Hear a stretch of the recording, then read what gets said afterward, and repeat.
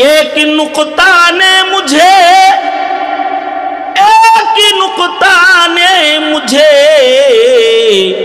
मुहरिम से मुजरिम बना दिया। मैं दुआ करता रहा और वो दगा समझता रहा। मैं दुआ करता रहा और वो दगा समझता रहा। एक नुक्ता ने मुझे मुहरिम से मुजरिम बना दिया। एक नुक्ता ने मुझे मुहरिम से मुजरिम बना दिया।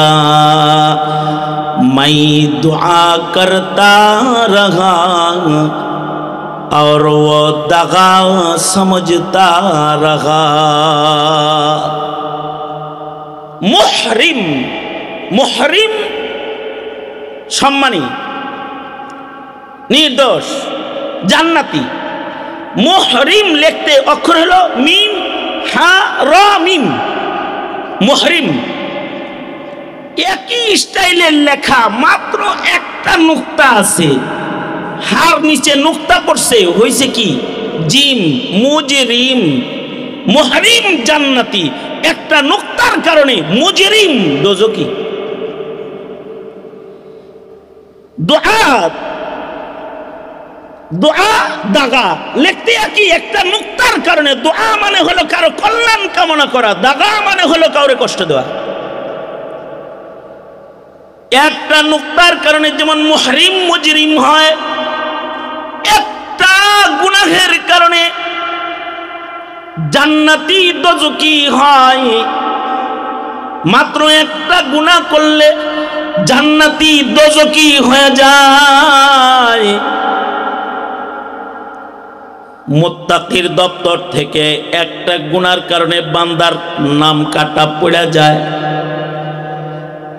কারোর যদি নাম কাটা পড়ে তাহলে সংশোধনী আছে। দুনিয়ায় যেমন নাম কাটা পড়লে সংশোধনী আছে, আল্লাহর খাতায়ও কারোর যদি নাম কাটা পড়ে গুনার কারণে সংশোধনী আছে। সংশোধনী হলো আল্লাহর কাছে মাপ চাওয়া, ক্ষমা চাওয়া, ক্ষমা পাওয়া। কেউ যদি ইস্তেগফারের মাধ্যমে ক্ষমা লয়, মাপ লয়, মাপ লইলে পড়ে আল্লাহ তাআলা যাকে ক্ষমা করে তার নাম আবার মুহরিমের খাতায় উঠা যায়, জান্নাতের খাতায় উঠা যায়। এমনকি কেউ যদি মৃত্যুর আগ মুহূর্তে তওবা করার সুযোগ পাওয়া যায়, কারোর কপাল যদি ভালো হয়। বুখারী শরীফে আছে 100 খুনের আসামি কিন্তু আল্লাহর কাছ থেকে ক্ষমা চেয়ে ফেলাইছে, আল্লাহ তাআলা মাফ করে দিছে।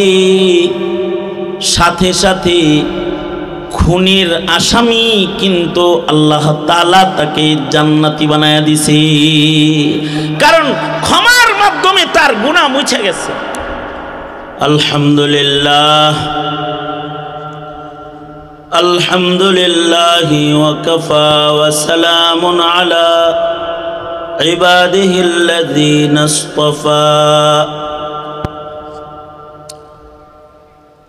أما بعد فأعوذ بالله من الشيطان الرجيم. بسم الله الرحمن الرحيم. وسارعوا إلى مغفرة من ربكم وجنة عرضها السماوات والأرض أعدت للمتقين الذين ينفقون في السراء والضراء والكاظمين الغيظ والعافين عن الناس والله يحب المحسنين. وقال النبي صلى الله عليه وسلم كل أمتي يدخلون الجنة إلا من أبى قيل من يأبى يا رسول الله قال من أطاعني دخل الجنة ومن عصاني فقد أبى أو كما قال عليه الصلاة والسلام اللهم صل على محمد وعلى آل محمد كما صليت على إبراهيم وعلى آل إبراهيم إنك حميد مجيد اللهم بارك على محمد وعلى آل محمد كما باركت على إبراهيم وعلى آل إبراهيم إنك حميد مجيد আল আমিন বাজার সংলগ্ন উত্তর পার্শ্বে যুব সমাজের উদ্যোগে আয়োজিত মহতি বার্ষিক ওয়াজ মাহফিল 2025 মাহফিলের মোহতারাম সভাপতি, উপস্থিত হযরত বুজুর্গ উলামায়ে কেরাম, সম্মুখপানে সমবেত দিন প্রিয় ইসলাম প্রিয় দিনদার ইমানদার মুমিন মুসলমান ভাইয়েরা, পর্দার আড়াল থেকে আলোচনায় শামিল মা বোনেরা, আল্লাহর দরবারে শকর, আল্লাহ তাআলা দ্বীনি নসিহতের মাহফিলে উলামাদের সোহবতে জান্নাতের বাগানে আমাদেরকে আসার বসার তৌফিক দান করেছেন। এজন্যে কালিমাতুশ শুকর পড়ি, শুকরিয়া আদায় করি, জবান খুলে মুহাব্বতে ভক্তি ভরে সমস্বরে আওয়াজ করে সকলে বলুন আলহামদুলিল্লাহ। সকাল থেকে এ পর্যন্ত বুজুর্গ উলামায়ে কেরাম গুরুত্বপূর্ণ নসিহত করেছেন। বিশেষভাবে শ্রদ্ধাভাজন বিশিষ্ট শেখুল হাদিস হযরতুল আল্লামা আব্দুল বাতিন কাসেমি দামাত বরকাতুহুম গুরুত্বপূর্ণ নসিহত আপনাদেরকে করেছেন। মাহফিলের একেবারে শেষ ভাগে আমি আপনাদের সামনে বসে গেছি বরকতের নিয়তে সূরা আলে ইমরান থেকে 133-34 নম্বর আয়াত আপনাদের সামনে তিলাওয়াত করেছি, নবীজির হাদিস পেশ করেছি। এগুলোকে সামনে করে কিছু কথা আপনাদের সামনে বলবার ইরাদা, আল্লাহ তাআলা কিছু উপকারী কথা আপনাদের কানে পৌঁছানোর তৌফিক দান করেন। আপনারা দোয়া করুন, বলুন আমিন। আল্লাহ পাকের সৃষ্টি 3টি জগৎ, এর ভেতরে একটা জগতের নাম দুনিয়ার জগৎ, আলমে দুনিয়া। আলমে বরজখে 2টা জগৎ আছে, আলমে আখিরাতে 2টা জগৎ আছে, জান্নাতের জগৎ, জাহান্নামের জগৎ। দুনিয়ার জগৎ যেটা, এটা সুখ দুঃখ মিশ্রিত, কখনো সুখ কখনো দুঃখ, কখনো হাসি কখনো কান্না, কখনো খুব শান্তি আবার কখনো অশান্তি মিশ্রিত। আর জান্নাতের জগৎ যেটা, এখানে কোনো অশান্তি নাই, দুঃখ নাই, যাতনা নাই, শুধুই মাত্র সুখ, শুধুই মাত্র প্রাপ্তি আছে, নিরাশা নাই। আর আরেকটা জগৎ হলো দোজখের জগৎ, জাহান্নামের জগৎ, যেখানে শুধুই মাত্র অশান্তি, কষ্ট, সুখ নাই। দুনিয়ার সুখ দুঃখ মিশ্রিত জগৎ থেকে মৃত্যুর দরজা দিয়ে মানুষ বের হয়ে কেউ সুখের জগতে জান্নাতে চলে যায়, আর কেউ দুঃখের জগৎ দোজখে চলে যায়। এমনকি আলমে বরজখটাও কারোর কারোর জন্য জান্নাতের বাগান হয়, আর কারোর কারোর জন্য হুফরাতুম মিন হুফারিন নার, দোজখের খণ্ড হয়।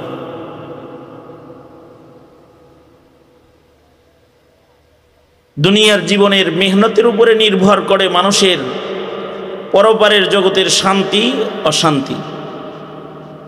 দুনিয়ায় যদি কেউ আল্লাহ পাকের মর্জি মাফিক হায়াত কাটায় এবং আল্লাহ পাকের হুকুমকে পালন করে দুনিয়াতে, তাহলে সে মরণের মাধ্যমে বেরিয়ে আল্লাহর জান্নাতে চলে যায়। আর যদি দুনিয়াতে নিজের ইচ্ছা ও শয়তানের ধোঁকার ভেতরে দুনিয়ার সময় যদি কেউ ব্যয় করে, তাহলে সে মরণ দরজা দিয়ে বেরিয়ে আগুনের ভেতরে পড়ে যায়।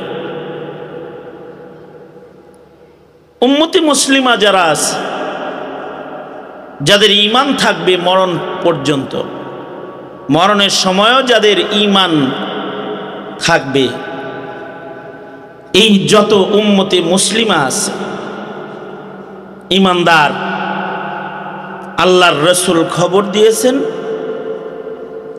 এরা সবাই আল্লাহর জান্নাতে চলে যাবে। সুবহানাল্লাহ। আগামীকাল কি বললেন? অথবা বলেন আলহামদুলিল্লাহ। জান্নাতে যাওয়ার একটা সুসংবাদ পাওয়া গেছে না? যদি ঈমানদার কেউ হয় তাহলে সে জান্নাতে যাবে। আল্লাহর রাসূল বলেন,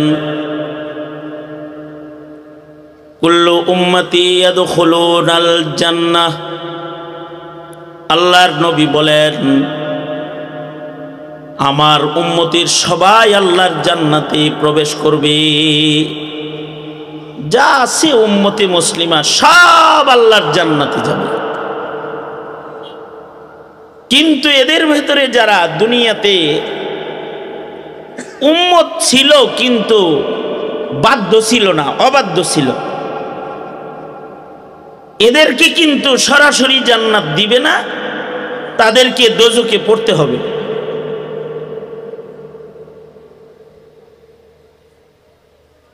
কিছু কিছু মানুষ আছে না, দল করে কিন্তু দলের আইন মানে না, আছে না? কিছু কিছু মানুষ আছে মুসলিম, ইসলামের পরিচয় বহন করে কিন্তু ইসলাম মানে না, আছে না নাই? যারা ইসলাম মানে না তারা অস্বীকারী, যারা রাসূল মানে না, নবীর দেখানো পথ মানে না, এরা দোজখে যাবে।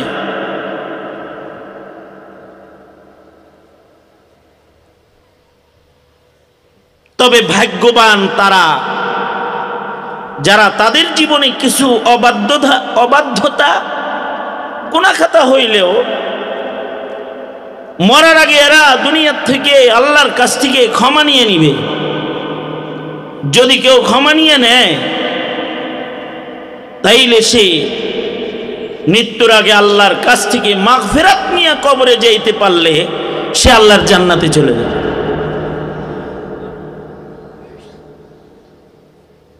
এ কারণে আল্লাহ তাআলা বলেন, ওয়াসারিউ ইলা মাগফিরাতিম মির রাব্বিকুম ওয়া জান্নাতিন আরদুহাস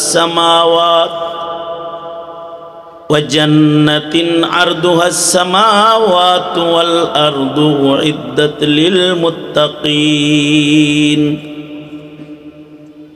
আল্লাহ বলেন, দৌড়াও জান্নাতের দিকে, দৌড়াও। আল্লাহ পাকের পক্ষ থেকে মাগফিরাত যেখানে আছে মাগফিরাতের দিকে দৌড়াও। এক নাম্বার হলো মাগফিরাতের দিকে যাও, পরে কয় ও জান্নাতে, জান্নাতের দিকে যাও।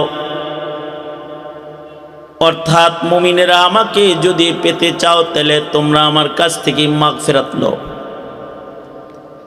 আমার কাছে যদি পৌঁছতে চাও জান্নাতে এসে পড়ো। যারা জান্নাতে আসলে তারা আমাকে পাইবে, যারা আমার কাছ থেকে ক্ষমা নিলে তারা জান্নাত পেয়ে গেলে, আর যারা জান্নাতে এলে তারা আমাকে পেয়ে গেলে। কেউ যদি আল্লাহর কাছ থেকে ক্ষমা নিয়ে নিল সে জান্নাতে চলে গেল, কারণ ক্ষমা ছাড়া জান্নাতে ঢোকা সম্ভব নয়। গুনাহযুক্ত কোনো মানুষ আল্লাহর জান্নাতে পৌঁছা সম্ভব নয়। গুনাহ তো নাপাক জিনিস, গুনাহের নাপাক সহ কেউ জান্নাতে যেতে পারবে না। তাকে হয়তো দুনিয়ার থেকেই গুনাহ মুক্ত হইতে হবে, মরার আগে গুনাহ মুক্ত হইতে হবে। কেউ কেউ আছে কবরে যাওয়ার পরে তাদেরকে আল্লাহ তাআলা মাফ করে দিবে, কেউ কেউ আছে দোজখে পড়ার পরে আল্লাহ তাদের মাফ করবে, যাদের মাফ করবে তারা আল্লাহর জান্নাতে যাবে।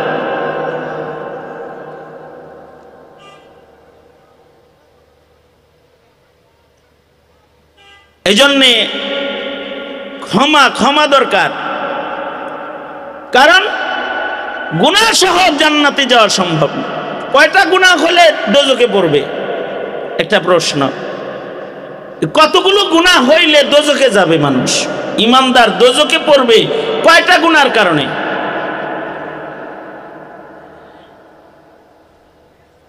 আহলুস সুন্নাতি ওয়াল জামাআর আকীদা হলো, এই কথাটা আপনারা খেয়াল করে শুনলে, এরপরে যদি আমার আর কোনো ওয়াজ নাও শোনেন তাতেও সমস্যা নাই। এই কথাটা কত এত দামি। দোনো হাত উপরে তোলেন, আগে ঘুমান নাই যে দেখি আপনাদের মানে দূরত্ব অনেক তো। আরে মিয়া রাহেন, আগে সোজা বয়, হ্যাঁ সোজা সুন্দর করে বয়, এইদিকে মোতাবজ্জ। আর দোনো হাত তোলেন, নাড়াচাড়া দেন, জবান খুলে আওয়াজ করে বলেন সুবহানাল্লাহ। সবাই মিলে আওয়াজ করে বলেন আলহামদুলিল্লাহ, লা ইলাহা ইল্লাল্লাহ। আওয়াজ করে বলেন আল্লাহু আকবার। হাত নামান, আবার হাত তোলেন, আবার নামান, আবার তোলেন। এই যেমন অ্যাক্টিভ ছিলেন এরকম অ্যাক্টিভ থাইকা কথা শোনেন। হাত নামান। এবার শোনেন একটা কথা। অনেকে মনে করে কি যে আরে কিছু গুনাহ করলে সমস্যা নাই, কি মনে করে? হ্যাঁ স্যার হইছো কে মিয়া, কথার সাথে উত্তর দাও। অনেকে মনে করে যে কিছু গুনাহ করলে কি নাই, সমস্যা নাই। এবার প্রশ্ন হলো যে কয়টা গুনাহের কারণে ইমানদার দোজখে যাবে? কয়টা গুনাহ লাগবে দোজখে যাইতে? এবার এটা শোনেন।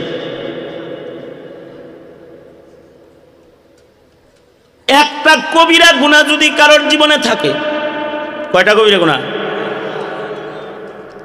একটা কবিরা গুনাহ যদি কারোর থাকে তো একটা কবিরা গুনাহ বান্দাকে দোজখে ফেলার জন্য যথেষ্ট।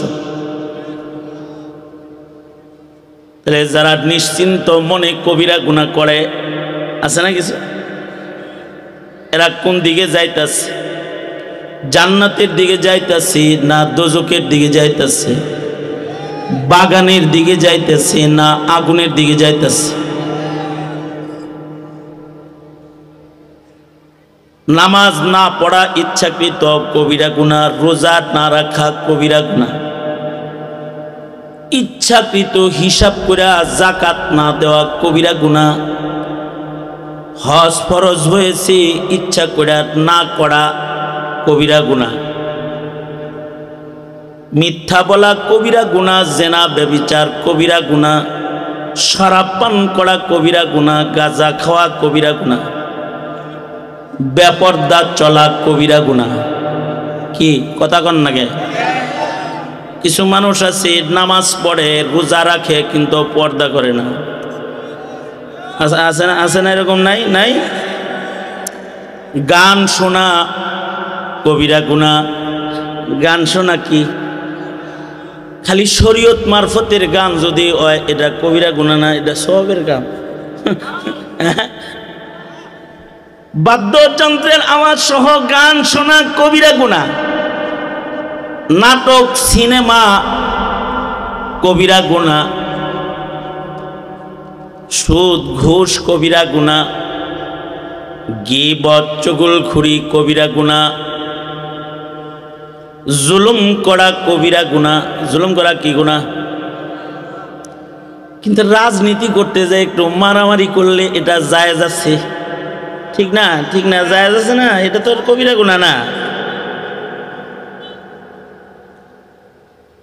রাজনীতি করতে যায় যদি গোলাগুলি করে, মারামারি করে, জুলুম করে, এটার দায়িত্ব মনে করে করে। যেমন আওয়ামী লীগ দায়িত্ব মনে করে করছে, এরা এটারে গুনাহ মনে করে নাই। হেলমেট বাহিনী যেটি আছে, ঠিক আস্তে করে বলে কেন? জোরে আওয়াজ করে বলেন। ঠিক জুলুম করা কি? কাউকে গালি দেওয়া কবিরা গুনাহ। এরকম যত কবিরা গুনাহ আছে দোজখে পড়ার জন্য দুইটা কবিরা গুনাহরও দরকার নাই, একটা কবিরা গুনাহ দোজখের আগুনে পড়ার জন্য যথেষ্ট। এই মাসালাটা কি বুঝাইছে? আইসে ভালো করে কোষ, কিন্তু খালি আওয়াজ দিয়ে কোষ না, দিল থেকে কোষ। কিন্তু আমি কিন্তু আওয়াজ শুনলে বুঝি। তোরা ওয়াজ শোনাস কয়দিন, আর আমি ওয়াজ করি হইলো 2 যুগ প্লাস। শ্রোতার চেহারা দেখলে বুঝি কোনটা কয় নাম্বার শ্রোতা, আওয়াজ শুনলেও বুঝি কোনটা দিল থেকে কইতেছে আর কোনটা ফাতরামি করতেছে। ফাতরামি করিস না কিন্তু, তাহলে কিন্তু ইমান নষ্ট হয়ে যাইব। কারণ কথাগুলো খুব সেন্সিটিভ কথা। একটা কবিরা গুনাহ যদি করে কেউ ইচ্ছা কইরা, তাহলে একটা কবিরা গুনাহ দোজখের আগুনে যাওয়ার জন্য যথেষ্ট। এই কথাটা সবাই বুঝছেন তো? কারা কারা বুঝছেন হাত তোলেন। বাস, ওয়া আখিরু দাওয়ানা আলহামদুলিল্লাহি রাব্বিল আলামিন। এখন যদি আমি জায়গাও কোনো ওয়াজ নাও করি কোনো সমস্যা নাই, আজকে বয়ান হয়ে গেছে গা। কারণ আপনারা বুঝছেন যে একটা কবিরা গুনাহ করলে কই যাইতে হইব, এরপরে আপনি চইলেন কদম কদম, বাস। এর কারণেই কিন্তু গুনাহযুক্ত মানুষকে জান্নাত দেওয়া হবে না। জান্নাত কার জন্য বানাইছে? জান্নাত উইদ্দাত লিল মুত্তাকিন, উইদ্দাত লিল মুত্তাকিন। মুত্তাকির জন্য আল্লাহ তাআলা জান্নাত বানাইছেন। মুত্তাকি কাকে বলা হয়? মুত্তাকি বলা হয় হলো সে গুনাহ করে না, অর্থাৎ যার ভেতরে আল্লাহর ভয় এই পরিমাণ আছে যে সে গুনার সাথে তার টাচ লাগে না, সে হলো মুত্তাকি। একটা গুনাহ করলেও মুত্তাকির দপ্তর থেকে নাম কাটা পড়ে। কয়টা গুনাহ? একটা গুনাহ করলেও মুত্তাকির লিস্ট থেকে নাম কাটা পড়ে। एक नुक्ता ने मुझे मुहरिम से मुजरिम बना दिया, एक नुक्ता ने मुझे मुहरिम से मुजरिम बना दिया। मैं दुआ करता रहा और वो दगा समझता रहा। मुहरिम, मुहरिम सम्मानी, निर्दोष, জান্নাতি। মুহরিম লিখতে অক্ষর হলো মিম হা র মিম। মুহরিম একই স্টাইলের লেখা, মাত্র একটা নুক্তা আছে। হার নিচে নুক্তা পড়ছে, হইছে কি জিম, মুজরিম, মুহরিম জান্নাতি। একটা নুক্তার কারণে মুজরিম দোজকি। एक नुक्ता ने मुझे, एक नुक्ता ने मुझे मुहरिम से मुजरिम बना दिया। मैं दुआ करता रहा और वो दगा समझता रहा। मैं दुआ करता रहा और वो दगा समझता रहा। दुआ दुआ दागा লিখতে কি একটা নুক্তার কারণে। দুআ মানে হলো কারো কল্যাণ কামনা করা, দাগা মানে হলো কাউরে কষ্ট দেওয়া। একটা নুক্তার কারণে যেমন মুহরিম মুজরিম হয়, একটা গুনাহের কারণে জান্নাতি দোজকি হয়। মাত্র একটা গুনাহ করলে জান্নাতি দোজকি হয়ে যায়। মুত্তাকির দপ্তর থেকে একটা গুনার কারণে বান্দার নাম কাটা পড়ে যায়। কারোর যদি নাম কাটা পড়ে তাহলে সংশোধনী আছে। দুনিয়ায় যেমন নাম কাটা পড়লে সংশোধনী আছে, আল্লাহর খাতায়ও কারোর যদি নাম কাটা পড়ে গুনার কারণে সংশোধনী আছে।